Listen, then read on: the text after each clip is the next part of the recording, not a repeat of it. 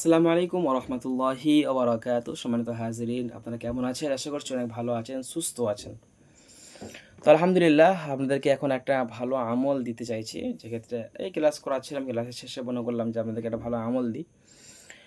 যে সমস্ত ভাইয়েরা আমার জিন হাজির করার ক্ষেত্রে রোগীর শরীরে অনেক ঝামেলার মধ্যে পড়ে যান। জিন্নাত অত সহজে হাজির হতে চায় না। তো আপনাদের ইনশাআল্লাহ একটা খুব সহজে সুন্দর একটি আমল ইনশাআল্লাহ আপনাদেরকে দেব। যে আমলের কারণে জিন্নাতের বাবাও সে ইনশাআল্লাহ হাজির হবে এই রোগীর শরীরে। তো এর জন্য আপনারা কি করবেন? সর্বপ্রথম আপনারা আ এক টুকরো মাটি নিয়ে নেবেন। পরিষ্কার বিশুদ্ধ একটি মাটি, বা ভিটে থেকে হোক, বাড়ি থেকে হোক, যেখান থেকে হোক একটু মাটি জোগাড় করে নেবেন। এরপর আপনি রুগীকে বলবেন যে আপনি চোখ মুজিয়ে বসুন। রুগী যদি ভালো অবস্থায় থাকে তাকে আপনি অবশ্যই উজু করে বসতে বলবেন, হাত মুখ চোখ ধুয়ে বসতে বলবেন। এরপর ইস্তেগফার পড়বেন ১১ বার, দুরূদ শরীফ পড়বেন ১১ বার।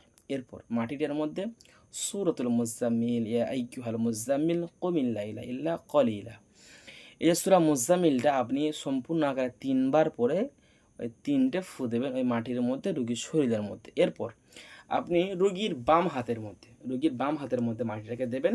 মাটিটাকে এখন চেপে ধরবে। চেপে ধরে রুগী হাতটাকে এভাবে মুঠ করে চোখটা মুজিয়ে থাকবে।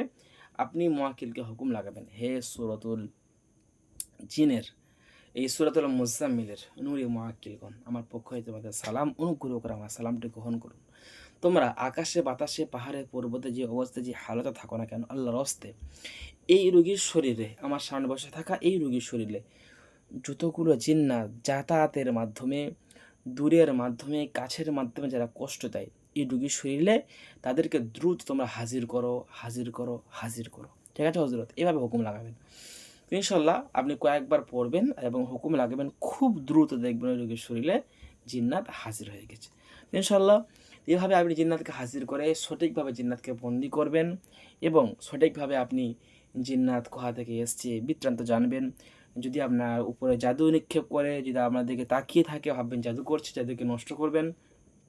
এরপর জিন্নাতকে শাস্তিমূলক থেকে শাস্তি দেবেন যদি না আপনার কথা শোনে, যদি আপনার সাথে ঘাবড়ামো করে, সেক্ষেত্রে আপনি সেগুলোকে আপনি নষ্ট করবেন, জাদুগুলোকে নষ্ট করবেন। যদি তার কোনো নেটওয়ার্ক থাকে, তার বাবা-মা, বন্ধু-বান্ধব তাকে সাহায্য করছে, যদি নেটওয়ার্ক থাকে, নেটওয়ার্ককে বিচ্ছিন্ন করবেন। এরপর যদি সে না শুনতে চায়, তার বাবা-মাকে ডাকবেন, তাও যদি না হয় শাহী জিন্নাতকে ডাকবেন, তাও যদি না হয় তাকে আপনি জিন্নাতকে বোতলে বন্দি বা তাকে আপনি জবাই করতে পারবেন। কিন্তু অনেক সতর্কতার সাথে এগুলো করতে হবে। আগে দেখতে হবে সে আপনার কাছে হাজির হচ্ছে কি হাজির হচ্ছে না, বুঝে শুনে ইনশাআল্লাহ আপনি কাজগুলো করবেন। ইনশাআল্লাহ আজকের আমল এ পর্যন্ত ছিল। ইনশাআল্লাহ পরবর্তী আমল পাওয়ার জন্য অবশ্যই আমি চ্যানেল সাবস্ক্রাইব করে রাখুন। আর আমাদের কাছে যদি কেউ মনে করেন দক্ষ একটি মুদাব্বির হব, এই জিন জাদু বশীকরণ বিচ্ছেদ রোজা বন্দিশ এই জগতে পরিপূর্ণ আকারে কাজ করব এবং এবং এই যে আপনার এই জাতিকে আপনি খেদমত করা যদি আপনার উদ্দেশ্য থাকে, চিন্তা চেতনা যদি আপনার থাকে, তো ইনশাআল্লাহ আপনাকে আমি অনুরোধ করব আপনি কোর্সে ভর্তি হন। যেকোনো কোর্সে আপনি ভর্তি হন, আমাদের কোর্সে হন বা যেকোনো কোর্সে যেতে আপনার ভালো লাগে, অবশ্যই আপনি ভর্তি হয়ে নিজেকে দক্ষ মুদাব্বির প্রমাণিত করুন, নিজেকে তৈরি করুন। ইহ জগৎ পরজগৎ দুটো জগৎ ইনশাআল্লাহ আপনি কামিয়াব হবে। সকলে ভালো থাকুন, সুস্থ থাকুন। আসসালামু আলাইকুম ওয়া রাহমাতুল্লাহি ওয়া বারাকাতুহু।